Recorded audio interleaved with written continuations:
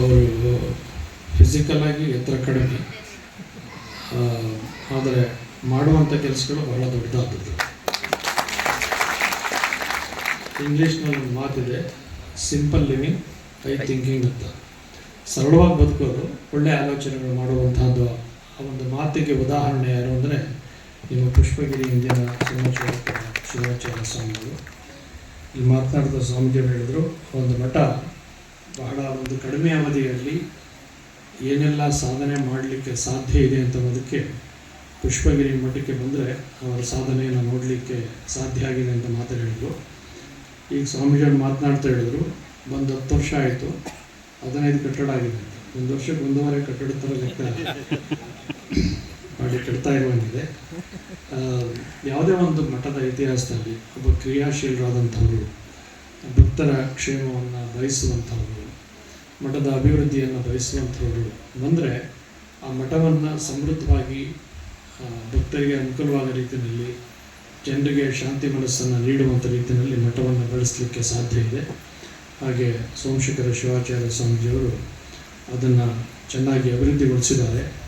ಅದರ ಜೊತೆಗೆ ಕೆಲವು ವರ್ಷಗಳ ಹಿಂದೆ ಇಲ್ಲಿ ಸ್ವಸಹಾಯ ಸಂಘವನ್ನು ಮಾಡಿ ಸುಮಾರು ಸಾವಿರಾರು ಮಹಿಳಾ ಸಂಘಗಳನ್ನು ಸ್ಥಾಪಿಸಿ ಅವರು ಸ್ವಯಂ ಉದ್ಯೋಗಿಗಳಾಗಿ ಇನ್ನೊಬ್ಬರ ಮೇಲೆ ಅವಲಂಬಿತರಾಗದೆ ಅವರೇ ಸ್ವತಃ ಶಕ್ತಿಯಿಂದ ತಮ್ಮ ಜೀವನವನ್ನು ನಡೆಸುವಂತಹ ಅವಕಾಶವನ್ನು ಕೂಡ ಕಲ್ಪಿಸಿಕೊಟ್ಟಿದ್ದಾರೆ.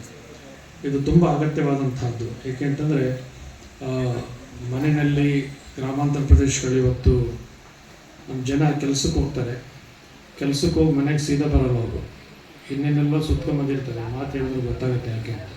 ಆದರೆ ಹೆಣ್ಮಗಳು ಸ್ವಾವಲಂಬಿಗಳಾದರೆ, ಅವರು ಸ್ವಂತ ಉದ್ಯೋಗವನ್ನು ಮಾಡಿದ್ರೆ, ಅವರ ಮುಂದಿನ ಮಕ್ಕಳ ಭವಿಷ್ಯವನ್ನು ರೂಪಿಸಿಕೊಳ್ಳುವಂತಹ, ಅವರು ಸಂತೋಷದಿಂದ ಜೀವನವನ್ನು ನಡೆಸಲಿಕ್ಕೆ ಅವಕಾಶವನ್ನು ಮಾಡಿಕೊಂಡಂಗಾಗುತ್ತೆ.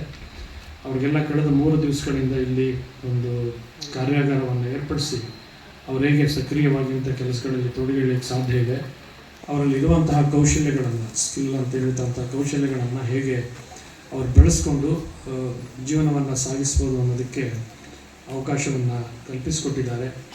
ಹಾಗೆ ಹಾಸನದಲ್ಲಿ ರಕ್ತದಾನ ಶಿಬಿರವನ್ನು ಕೂಡ ಏರ್ಪಡಿಸಿ ರಕ್ತದ ಅಗತ್ಯ ಇರುವಂಥವರಿಗೆಲ್ಲ ಅದನ್ನು ಒದಗಿಸುವಂಥ ಕೆಲಸ ಮಾಡಿದ್ದಾರೆ. ಹಾಗೆ ಇವತ್ತು ದೀಕ್ಷಾ ಸಂಸ್ಕಾರವನ್ನು ಏರ್ಪಡಿಸಿ ಸುಮಾರು 250ಕ್ಕೂ ಹೆಚ್ಚು ಜನರಿಗೆ ದೀಕ್ಷಾ ಸಂಸ್ಕಾರವನ್ನು ಮತ್ತು ಕೆಲವರಿಗೆ ಗುರು ದೀಕ್ಷೆಯನ್ನು ಕೊಟ್ಟು, ಇಲ್ಲಿ ಸ್ವಾಮೀಜಿಯವರೆಲ್ಲ ಹೇಳಿದಾಗೆ, ನಮ್ಮ ಹಾಸನ ಶ್ರೀಗಳು ಹೇಳಿದಾಗೆ, ಅವ್ರು ತುಂಬ ಸಂಸ್ಕಾರವಂತರಾಗಿ, ಒಂದು ಒಳ್ಳೆಯ ಸಂಸ್ಕಾರ ಬಂದರೆ ಸಂಸಾರದಿಂದ ಬಿಡುಗಡೆ ಮಾಡಲಿಕ್ಕೆ ಸಾಧ್ಯ ಆಗುತ್ತೆ. ಸಂಸಾರದಿಂದ ಬಿಡುಗಡೆ ಅಂತಂದರೆ ಗಂಡ ಹೆಂಡತಿ ಬಿಡಬೇಕು, ಹೆಂಡತಿ ಗಂಡನ ಬಿಡಬೇಕು ಅಂತ ಅರ್ಥ ಅಲ್ಲ. ಮನುಷ್ಯನ ಲೌಕಿಕ ಆಕರ್ಷಣೆಗಳೇನಿದೆ ಅದರಿಂದ ಬಿಡುಗಡೆಯಾಗಿ ಮನುಷ್ಯ ಬದುಕಲಿಕ್ಕೆ ಸಾಧ್ಯ ಅನ್ನುವಂಥದ್ದು. ಮನುಷ್ಯನಿಗೆ ಬೇಕಾದಷ್ಟು ಆಕರ್ಷಣೆಗಳಿರುತ್ತೆ, ಆಸೆ ಇರುತ್ತೆ. ಆದರೆ ಆಸೆ ಇರೋದು ಎಲ್ಲಿರುತ್ತೆ ಅಂತಂದರೆ, ಆಸೆ ದುಃಖಕ್ಕೆ ಕಾರಣ ಅಂತ ಬುದ್ಧ ಹೇಳಿದ. ಆಸೆ ಎಲ್ಲಿರುತ್ತೆ ಅಂತಂದರೆ, ಮನುಷ್ಯನೆಲ್ಲ ಇರ್ತದೋ ಒಂದು ಆಕರ್ಷಣೆ ಕಾರಣಕ್ಕಾಗಿ ಮನುಷ್ಯ ಒಂದು ಚಿನ್ನ ಇತ್ತು, ಬೆಳ್ಳಿ